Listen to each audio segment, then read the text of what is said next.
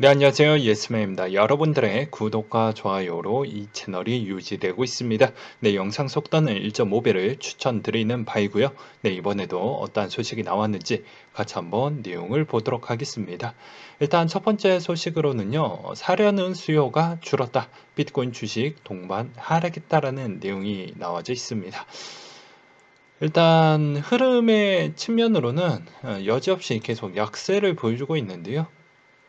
그 이유는 이번에 연준의 발언과 그리고 두 번째로는 아무래도 앨런의 발언과 그리고 바이든의 인플레에 따른 그런 발언 요소가 곁들여져서 이번 영향을 좀 끼치지 않았을까라고 볼 수가 있겠고, 현재 뭐 볼 수 있는 가장 확인할 수 있는 주요 촉도로는 스테이블 코인 발행 부분이 일단은 뭐 안 되어 가고 있다라는 게 가장 중요하겠죠. 그 부분으로만 보아도 알 수 있는 대목이겠고요. 그리고 디파이나 그다음에 NFT에 따른 성장 동력도 매우 많이 꺾였습니다. 반면 채굴을 어느 정도 좀 버텨주고 있기 때문에 어떻게 보면 NFT와 디파이 부분이 어느 정도까지 계속 유지가 되어줄 것인지를 좀 파악해 볼 필요성이 있을 것 같아요. 그래서 미국의 금융안전감시위원회는 스테이블코인 및 디파이의 위험에 대해 경고하고 보고서를 내고 이걸 의회에 제출을 했다. 미국 증권거래위원회는 그레스케일과 비트와이즈, 비트코인 상장지수펀드 ETF에 대한 승인 여부 결정을 연기를 했다. 이 역시 이틀간 비트코인 반등세를 꺾이는 어느 정도 영향을 줄 것으로 풀이가 된다라는 기사 내용이 나온 게 있었고요. 그리고 옵션 시장을 보게 되면 내년 1월과 2월 사이에 옵션 만기가 더 멀리 치우쳐져 있어서 내년 가격 전망이 중립점임을 좀 봐야 되지 않겠냐. 그리고 자산 옵션 거래소 데리비트는 콜 프리미엄 대량 판매 혹은 아직 만료되지 않은 옵션 판매로 얻은 수입에 대한 트위터로 언급을 또 하기도 했습니다. 그리고 알트코인 소식으로 대부분 좀 의미 있었던 내용이 몇 가지가 나왔는데요. 그게 이제 저스틴 선에 대한 언급이 좀 나왔습니다. 그건 아마 요 내용을 좀 띄워놓고 설명을 드리도록 할게요. 일단 트론 재단의 대표직을 사퇴한다고 밝힌 저스틴 써니 트론의 창업자가 방금 전 자신의 트위터를 통해 트론 블록체인의 프로토콜을 내가 재단 대표를 사용하면서 본질적인 탈중앙화 조건을 갖췄다고 말을 했으며, 그는 트론 재단의 지난 7월 25일 점진적 해산 결정을 이야기를 하기도 했었다. 그리고 커뮤니티에서는 27개 슈퍼 대표들이 이끌어 나갈 것이며, 앞으로 나는 어, 산업 홍보와 발전을 위해서 기여를 할 것이다 라고 이야기를 또 하기도 했습니다. 일단 저스틴 선의 이 사태 부분이 어, 일단은 단기적으로는 트론한테는 별로 좋진 않을 것 같아요. 근데 이게 여러 가지 의미를 볼 수가 있는 대목이긴 하겠지만, 어, 아무래도 본인이 해야 되는 그 위치까지는 해놓고 이제 어느 정도 그냥 빠지는 수순으로 넘어가는 정상적인 프로세스가 하나가 될 수도 있겠고요. 두 번째로는 본인이 할 수 있는 그런 부분이 좀 더 있었지만 외부적인 압박, 그러니까 어떻게 보면 지금 중국이 생각보다 암호화폐에 대한 규제 속도가 생각보다 빠르고 그 규제가 강도가 좀 높습니다. 그러다 보니까 아무래도 그 부분에 따른 영향도 어느 정도는 배제할 수는 없다. 그리고 세 번째로는 뭐 다른 꿍꿍이가 있었다. 뭐 예를 들어서 어, 이분이 이제 일정 어느 정도 본인이 챙겨 먹을 수 있을 만한 수익적 조건은 다 챙겨 먹었기 때문에 이번에 이제 물러나는 거 아니냐라는 그런 이야기도 있거든요. 이 세 가지 내용은 그냥 가설이기 때문에 어느 정도 그냥 참고만 하셨으면 좋겠습니다. 일단 여러분들도 각자 한번 생각을 해보셨으면 좋겠고, 트론 투자자 입장에서는 약간의 혼란스러울 수도 있을 것 같기도 하는데, 시장이 왜 안 좋을 때 이런 이야기가 나올지도 좀 궁금해 하기도 합니다. 왜냐하면 저스틴 선이 마케팅 입장에서 지금 같은 경우에서 이렇게 이야기를 했다라는 건 그만큼 신중하고, 그리고 지금 시점에서 꼭 이야기를 해야 할 수밖에 없는 그런 상황이 좀 있다라고 저는 보고 있기 때문이죠. 과거 2018, 19, 20년도 때는 시장이 안 좋을 때만 해도 어떻게 해서는 마케팅으로 좋은 홍보와 어떻게 해서는 호재거리를 좀 가지고 와서 방어적인 수단을 좀 많이 보여주기도 했는데, 이번에는 좀 입장이 다르다라는 게 좀 아이러니합니다. 그 다음으로 마이크로 스트래티지의 보유 비트코인 활용한 수익 창출 방안을 모색 중이다 라고 이야기가 나왔는데요. 이것도 좀 이슈라고 볼 수 있는 내용인데, 일단 대출 방안과 빅테크 혹은 은행 파트너십 형태로 비트코인을 활용하는 방안을 제시를 했다고 합니다. 그러니까 대출을 해준다라는 의미는 어디로 갈까요? 거래소로 가고, 이게 또 선물로 갈 수 있는 가능성이 일단 열려져 있죠. 그래서 결코 좋은 형태는 되진 않을 것 같습니다. 그리고 대부분 기관으로 간다라고 하면 일단은 스퀘어나 로빈후드 대상이 가장 유력하지 않을까, 가장 많이 빌리지 않을까. 왜 그러냐? 그건 이제 기존의 스퀘어가 최근에 선물 기능을 출시를 한다라는 것과, 그리고 로빈후드가 조만간에 선물 기능 출시를 덩달아 같이 준비를 하려고 하는 모습이기 때문에 아마 그러지 않았을까. 그리고 또한 지금의 마이크로 스트래티지 주가에 따른 약간의 기대감을 좀 주기 위한 척도로도 좀 고려를 하면서 봐야 되지 않을까라는 생각도 들기도 했었고요. 바이낸스 비트코인 선물 금 ETF 출시를 신청을 했다고 합니다. 이런 내용이 있었고, 그리고 IMF 규제보다 암호화폐에 대한 글로벌 정책이 필요하다라고 나왔는데요. 주요 골자로는 특정 국가에 한정해서 암호화폐 금지하는 게 아니고, 이건 어느 정도 공조가 필요하다. 지금 국가별로 암호화폐 대응이나 규제 금지하는 입장이 다 난립되고 있는 상황이기 때문에 통합적인 규제와 질서 정비가 좀 필요하다. 그런 내용이라고 그냥 보시면 될 것 같고요.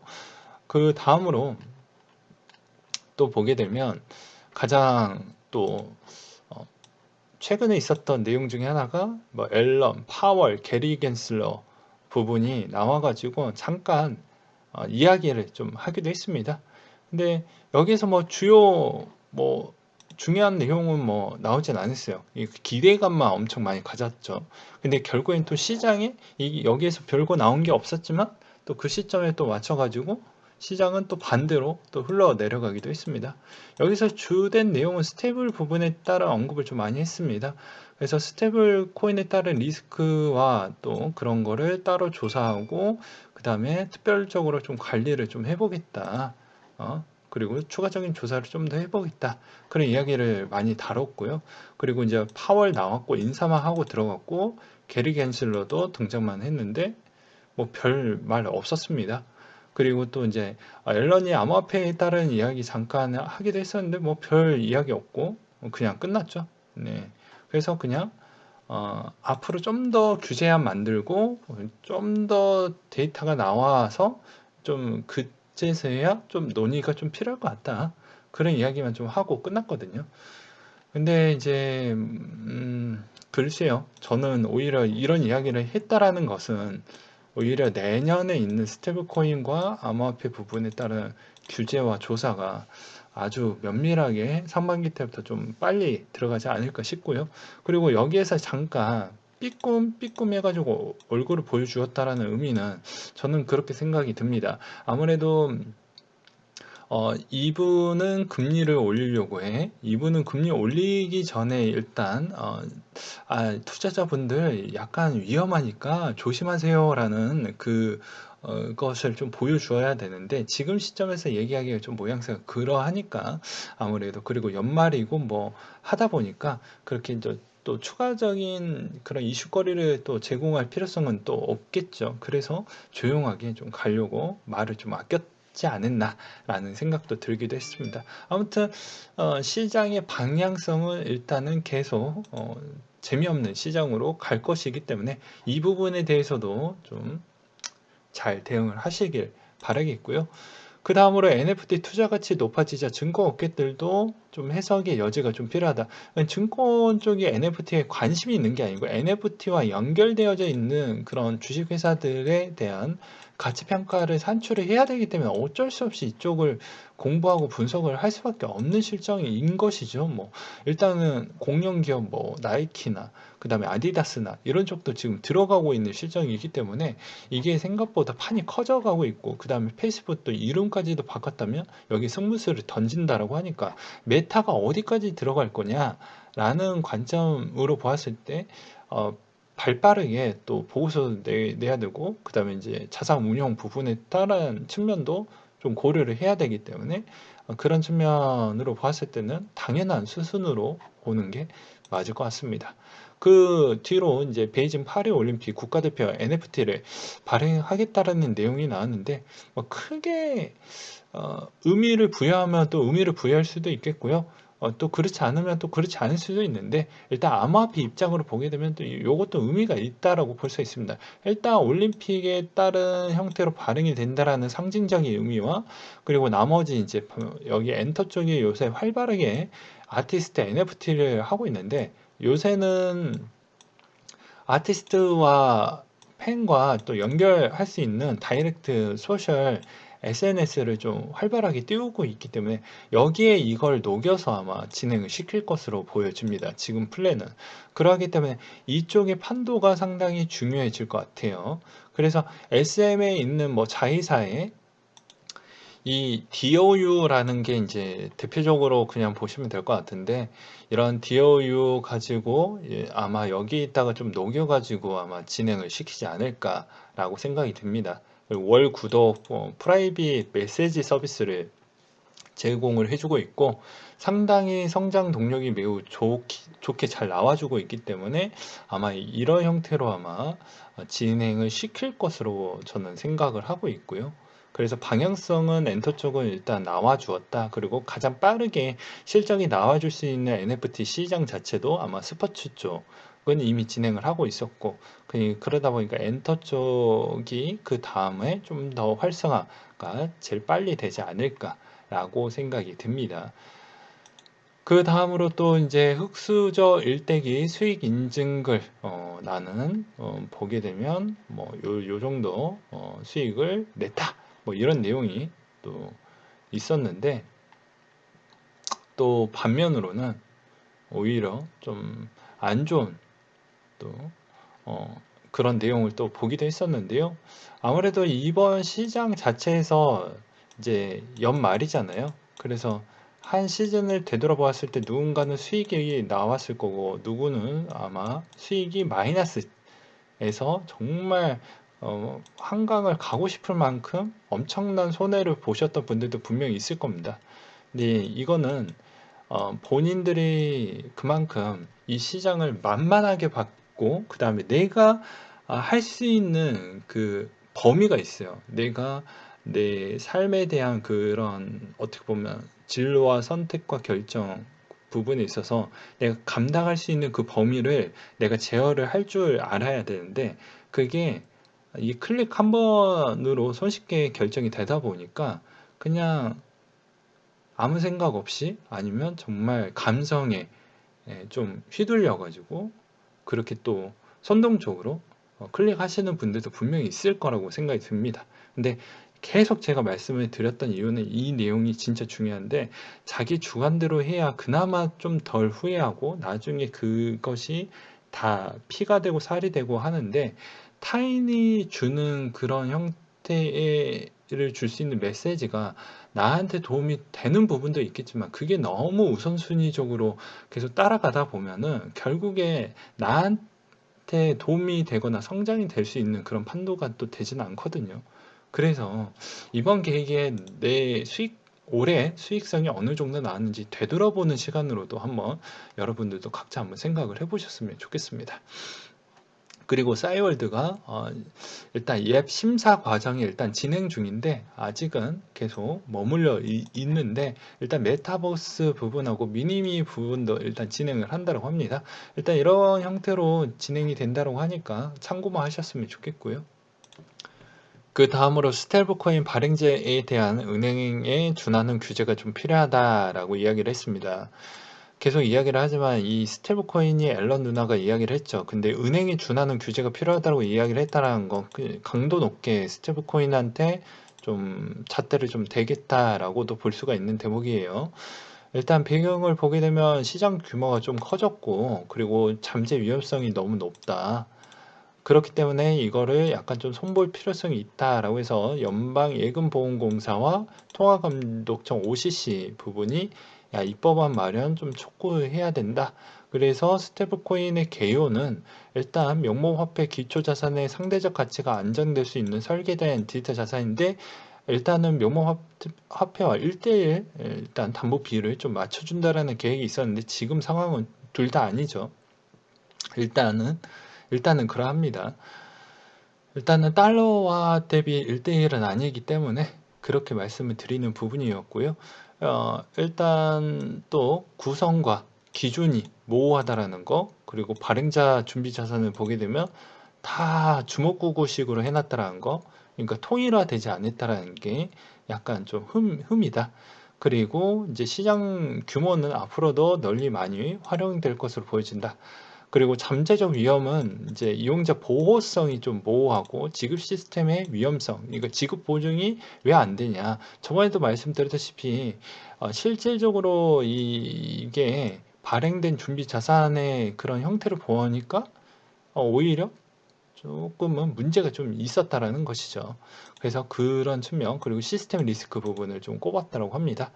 그래서 이 신뢰성이 약간의 좀 훼손이 되면 상대적으로 이 시장 자체도 좀 존속하기 어렵기 때문에 약간의 규제와 투자자 보호를 위해서 좀 필요하다라는 그런 형태로 바라봐 주셨으면 좋겠고요. 일단 시스템 리스크와 경제적 집중 부분을 보게 되면 세 가지 측면을 좀 얘기를 했다고 합니다. 시스템 리스크, 경제적 집중, 반경제적 효과라고 이야기를 하고 있네요. 근데 여기에서 이제 은행권들이 이제 자꾸 이제 카드사, 은행사, 그리고 모든 금융회사가 이것 때문에 좀 골치를 아파하고 있는 겁니다. 준비금을 은행에 이체하는 대출을 활용하게 못하게 할 경우 금융중개 기능이 위축이 되어 가고 있다. 왜냐하면 이제 은행이 시중은행에서 중개사로 이제 그거에 따른 수수료를 좀 챙겨 먹고 그렇게 하고 있었는데, 그 역할 자체가 이제 없어지기 때문에 생각보다 골치가 아프다라는 것이죠. 그러면서 이제 해당이 있는 돈의 출처와 어떻게 보면 루트가 투명하게 은행 쪽으로 흘러가면 다 확인이 다 가능하는데, 그러지 않으니까 더 짜증난다라는 거죠. 어찌 보면 시간을 좀 더 투입하고 돈을 좀 더 투입을 하면 마지막에 다 확인은 가능할 수 있겠지만, 정상적인 루트가 아니니까 어떻게 보면 나라를 운영하는 국가 입장에서는 별로 좋지 않은 겁니다. 예, 좋아하진 않죠. 그 다음으로 규제 공백이 좀 있다. 아까 이야기했던 뭐 그런 규제 감독이 부재하고 참여자 운영자의 복잡성과 감시와 감독할 수 있는 부분이, 우리가 감시와 감독이 잘 준비가 안 되어져 있는 그 시장에서 너희들이 거래를 하고 있으니 꼴 보기 싫다라는 거예요. 어떻게 보면. 그래서 스테이블코인 투명성을 좀 높이고 할 거면 이런 쪽도 틀을 마련해야 된다. 왜냐? 자꾸 사람들은 편리한 쪽으로 가고 있는데, 여기에서 야 이쪽으로 좀 모셔오려고 하면 이쪽에 따른 그런 메리트가 있어야 되는데 메리트가 없잖아요. 그러니까 안 되겠다, 이쪽도 똑같은 정책을 좀 씌우자 라는 게 나온 것이죠. 그러하다 보니까 내년부터 이제 본격적으로 시행이 된다라는 것인데, 그러면 이제 스테이블코인 막 목을 딱 조이면 어떻게 될까요? 숨을 못 쉬죠. 숨을 못 쉬면 뭐 어떤 시장이 힘들어질까요? 전체적인 코인 시장, 스테이블 코인만 이렇게 목 재고 있으면 끝나는 거예요. 어떻게 보면. 그러하다 보니까 일단 그 스타트를 아마 시작을 할 것으로 보여집니다. 그래서 결제 시스템 리스크 부분부터 해가지고 전자지갑도 손대게 시작을 하고, 이제 나머지 부분도 시스템 리스크 부분도 전반적으로 다 보겠다라는 것인데요. 여기서도 전자지갑 연방 감독 대상으로 지정을 하고 대출 제한도 하고 자본 규제도 하고, 그러니까 디파이도 건들겠고, 나머지 떻게 보면 자산의 유동성 부분에 따른, 그리고 자산의 신뢰성이 있는 부분도 다 검토를 하겠다라는 게 내년의 취지가 조금 깔아져 있는 것 같습니다. 그래서 종합적으로 보게 되면 입법적 조치 사항으로 보게 되면 은행 감독, 증권 감독, 소비자 보호, 자금 세탁, 이 총 네 가지를 단계적으로 진행을 해 보겠다 라는 측면이 좀 깔아져 있어요. 그러다 보니까는 아무래도 이제 게리 겐슬러 형 입장에서도 이제 약간의 중립적인 성향을 잃긴 하지만 이렇게 자꾸 논리적으로 하다 보니까 자기도 할 말이 없는 것이죠. 그래서 천천히 시장에 충격을 주지 않으면서 진행을 하려고 하지만 일단은 뭐 저게 파월 형도 있고 앨런 누나도 있고 하다 보니까 신경을 쓸 수밖에 없는 것이죠. 그래서 아무래도 내년 때부터 이게 본격적으로 진행을 한다라는 그런 뉘앙스가 보여주었기 때문에 우리는 조금은 어, 어떻게 보면 내년에는 최대한 어떻게 보면 더욱더 전략형으로 좀 해야 되고, 그 다음에 두 번째로는 분산적으로 투자를 좀 할 필요성이 있다라고 드리고 싶어요. 그래서 거치형 투자 형태는 죽을 수도 있기 때문에 웬만하면 적립, 분산 투자로 꼭 진행을 좀 하는 게 바람직하지 않겠냐. 그래서 시사점을 보게 되면 글로벌 기준 부합을 좀 만들 필요성이 있겠고, 그리고 이제 뱅크런 사태와 대라인출 사태가 일어날 수 있으니 지급 보증이 되는지 우리가 다시 한번 재검토를 해보겠다. 그리고 이 스테이블코인 안전장치가 미흡하니까 그걸 해보겠다. 그래서 저번에도 USDC가 왜 8월 24일 기준 때부터 왜 이거 국채 준비금을 통합한다라는 이야기가 나중에 발목 안 잡히기 위해서 그렇게 했던 거예요. 네. 여기서도 봐보시죠. USDC가 기존의 현금, 국채, 예금증명, 기업보험, 회사채, 다양한 종류의 자산으로 준비금 포트폴리오를 구성을 하고 있다. 현금성 자산 비율은 61%에 불과한다. 라고 되어져 있죠. 그러하다 보니까 당연히 야, 너 지급 준비금이 이게 말이 돼? 은행 기준만큼 맞춘다라고 하면은 쉽지가 않겠죠. 예, 그러면 목을 쥐어놨으니까 약간만 흔들리면 열매가 다 떨어지겠죠. 그러니까 체력이 안 좋은 알트코인들은 다 죽을 수도 있는 겁니다. 그게 이제 아마 3월 달부터 이제 또 새로운 마음가짐으로 또 시작을 하니까 그 미국의 또 새로운 마음가짐으로 이제 공무원들이 적극적으로 또 일을 하게 되면 그만큼 규제안도 세게 나올 것으로 보여지고, 이제 그 시점과 또 맞물려 가지고 금리도 하니까 명문도 되고 하다 보니 고위험 자산군은 그렇게 해가지고 좀 정리하는 수순으로, 그러면 이제 우리는 규제하는 형태로 하고 투자자 보호 입장으로 한다라고 이야기를 해버리면 명분이 쓰잖아요. 우리도 할 말이 없잖아요. 어차피 장기적으로 우리 이 시장에 투자하는 입장으로 뭐 없앤다라는 의미가 아니기 때문에, 뭐 박상기의 난처럼 뭐 야 없애버리겠다, 뭐 기존의